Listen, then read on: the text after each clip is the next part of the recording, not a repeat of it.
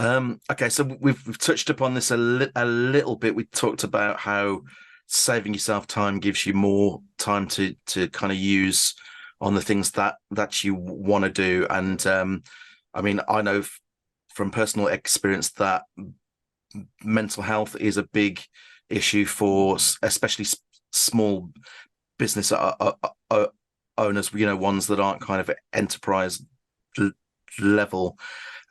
So how does what you do for them help in reducing their stress and improve their overall well-being? What things are you being told but by your customers that they've appreciated from what you do? Yeah. Yeah. So I guess I mean, being an employee now, I'm a business owner, is like, and being an employee for most of my career, Mm, switching into business owner is like such a different, like, it mental is, isn't roller it? coaster than being an employee. It so is. So to talk about them in the same breath is not doing them justice to, it's Mm. night and day. So yeah, I guess for an owner, then it's I guess your employees are more like your children. So like if as soon as you've got one employee, it's like now you're looking after them ahead of you, usually. Yeah, If you follow like the servant leadership type principles. So, now you're paying their salary, they've got problems in their life and you need to make sure they're performing their job as well. So it's like having a child, not in a derogatory way, but someone that you're caring for as an employee. So I guess making sure that they are equipped enough to manage their own mental health and have enough time to go and do that. And flexible working and hybrid working is now a lot bigger, isn't it? So yeah, having a small business that's got the platform to be able to do that, again, that they can then go and hire and hopefully get some better talent. Hopefully that's reducing their stress a little bit. I work with an MSP that was in London, moved to Ireland. They've got employees in South Africa and Spain, and so just the amount of access to talent we've got now, if we get our platforms right, is that can be transformational and hopefully reduce some stress rather than just thinking about, well, my business is in Bolton, so I can only hire people in Bolton.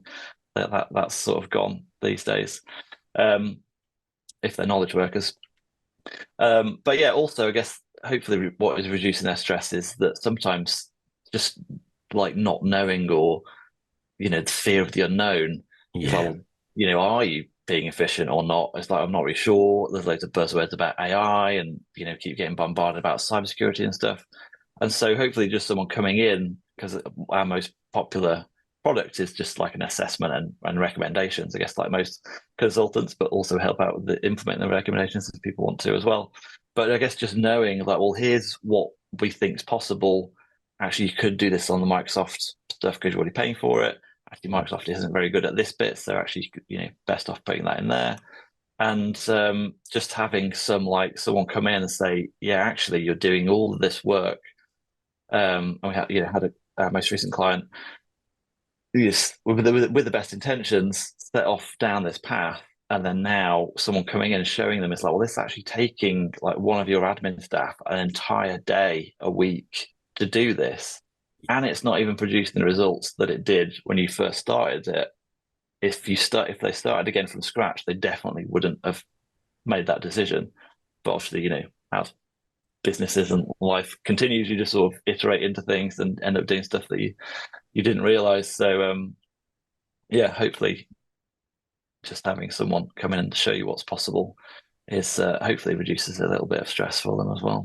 I think you're right. It's sometimes just having the time and the space to be able to kind of to work on Mhm. the things that need the work, and so that you're not just chasing your chasing your tail, Mhm. going kind of around it in circles, saying I'm not getting the best out of what I've got, whether that's in terms of staffing or in terms of of the of the technology. And if you're a business owner, it's I mean, this has been said every place that I've been to. They have the same problem, that they want to spend less time working in their business Mhm. and more time on their business. So Mhm. if they've got the time to actually do that, to kind of streamline processes, to focus more on gaining new clients and that kind of thing,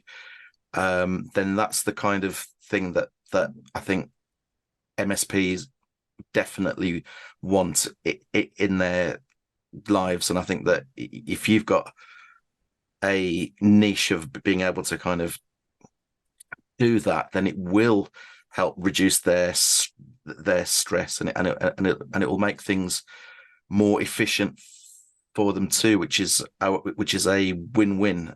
So I think what you're doing and why you're doing it is it's really important that business owners know that you do sometimes need to let somebody else do that critical thinking for you to help you get to where you want to be.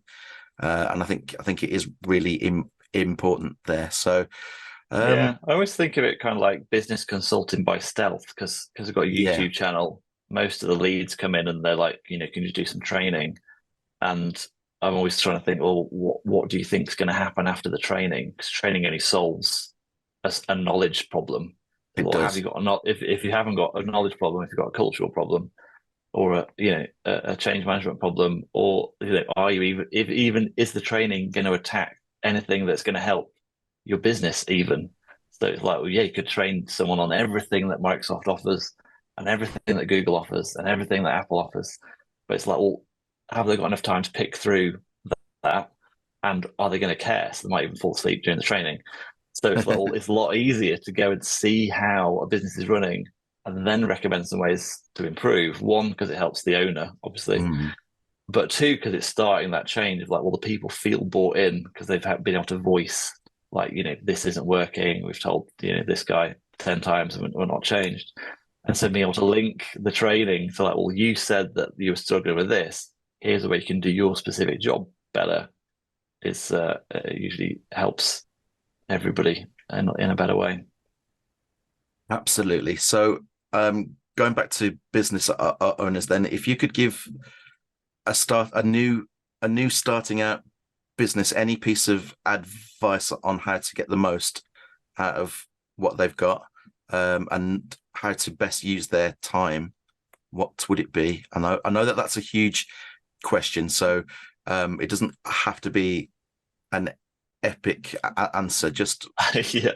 because I could go on about this for ages myself. So yeah, Yeah. just a kind of general kind of answer, I think would Yeah, be best.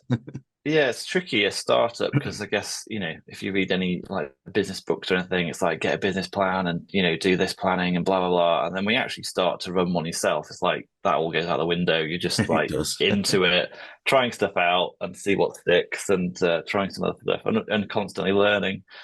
So yeah, and a lot of small businesses like to start with Google because they've already used it in their personal lives probably. And but yeah, at some point then though, it's like you start to what started to work is starting to break down, Mm. both in processes and platforms. And that's usually where we get involved. So yeah, I guess if you were starting from scratch and wanted to get out of that plateau, is maybe just going for Microsoft early. Although I don't sell licenses, so I don't particularly care what people use. But yeah, just having somewhere where you can sort of asynchronously collaborate, whether that's Slack or Teams or whatever Google's thing is at the moment, Spaces. It's just really going on that rather than getting used to email, because if you into email, it tends to persist rather than be able to get out of it later. Yeah.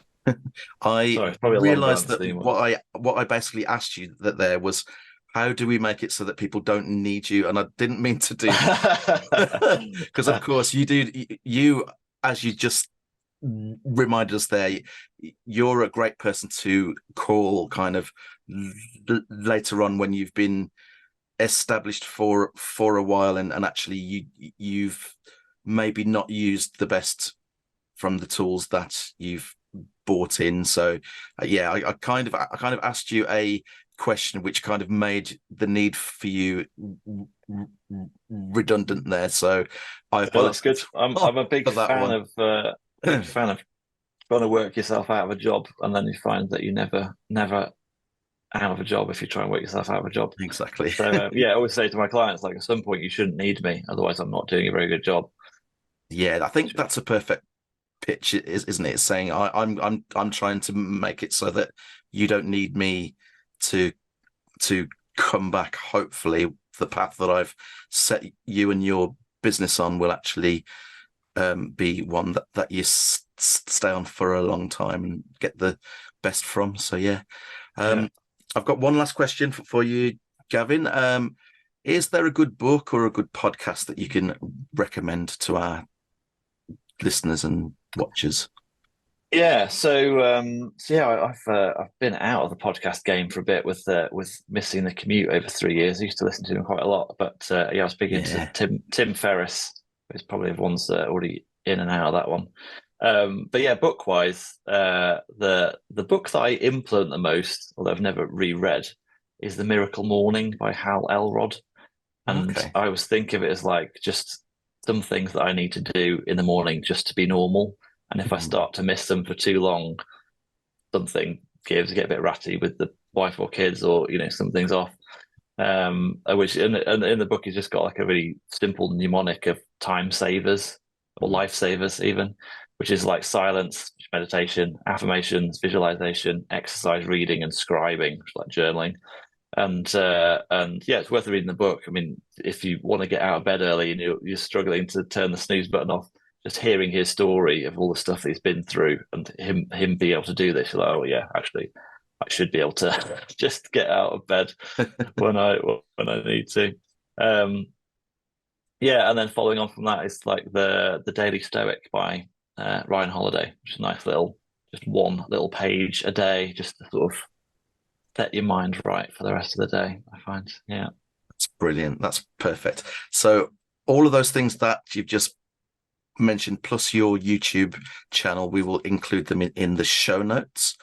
So you can get them at the bottom of wherever you're watching this video.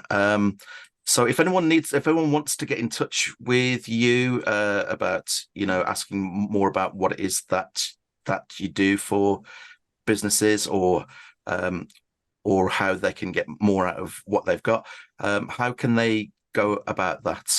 What platforms are you on? Yeah, so I'm mostly active on LinkedIn. If you want to DM me on LinkedIn, that's fine. And if you go to meetimeservices.com, so MEETIME services.com, then we've got some free training on there if you want to find out more, either individual training or for organizations.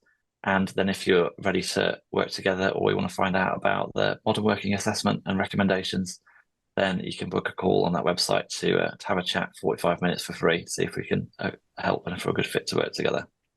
Fantastic. I want to thank you again, Gavin. It's been really nice to talk to you. And that's it. So yeah.